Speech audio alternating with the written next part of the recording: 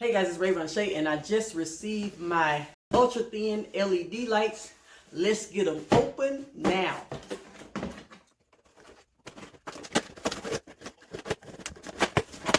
So first you have your template so you can use for your ceiling. This is the template that you have to use to make the circle perfect. And then you have the lights here.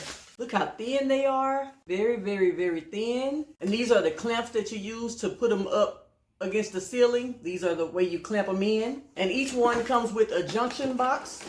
And this is where you have all your wires and everything, and you're supposed to plug everything together. Get a professional to do this.